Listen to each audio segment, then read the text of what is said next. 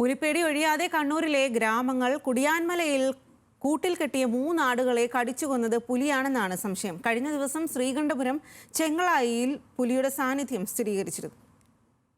കണ്ണൂർ ജില്ലയിലെ പയ്യന്നൂർ എരമം മേഖലയിൽ നേരത്തെ പുലിയുടെ സാന്നിധ്യമുണ്ടായിരുന്നു. പിന്നാലെ ശ്രീകണ്ഠപുരം ചെങ്ങളായിയിലെ ചെങ്കൽ ക്വാറികളോട് ചേർന്ന മേഖലയിലും പുലിയുടെ സാന്നിധ്യം സ്ഥിരീകരിച്ചു.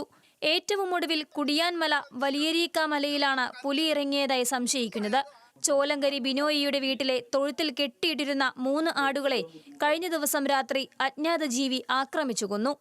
5 മണിയാകും വീട്ടിൽ വന്നപ്പോഴത്തേനും ആടിനെ കറക്കാനായിട്ട് തുടങ്ങിയപ്പോഴാണ് ഇങ്ങനെ കൂട്ടിലിങ്ങനെ ചത്ത് കിടക്കുന്നതുകൊണ്ട് മുട്ടനാടിൻ്റെ ഒരു 40% ഭക്ഷിച്ചു കഴിഞ്ഞു.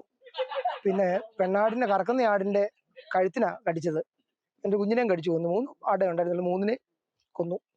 ഇവർ പറഞ്ഞതെന്ന് പറഞ്ഞാൽ കാൽപ്പാടുകൾ നോക്കിയായിരുന്നു. ഒരു ഏകദേശം ഒരു കൺഫർമേഷൻ ഒരു പുലിയാണെന്നാണ് അവരുടെ ഒരു നിഗമനം.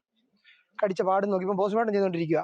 പല്ലിൻ്റെ ആഴവും കാര്യങ്ങളൊക്കെ നോക്കിയിട്ട് പുലിയാണെന്നാണ് ഏകദേശം ഒരു ധാരണ വന്നേക്കുന്നത്. മലയോരത്തെ സമീപ പ്രദേശങ്ങളിൽ പുലിയുള്ളതായി സ്ഥിരീകരിച്ചതിനാൽ പുലി ആക്രമിച്ചതാകാം എന്ന ഭീതിയിലാണ് നാട്ടുകാർ. വനം വകുപ്പ് ഉദ്യോഗസ്ഥർ സ്ഥലം സന്ദർശിച്ച് പരിശോധന നടത്തി. നിരന്തരമുണ്ടാകുന്ന പുലിഭീതിയിൽ ടാപ്പിംഗ് തൊഴിലാളികളും കർഷകരുമടക്കം ആശങ്കയിലാണ്. ന്യൂസ് മലയാളം, കണ്ണൂർ.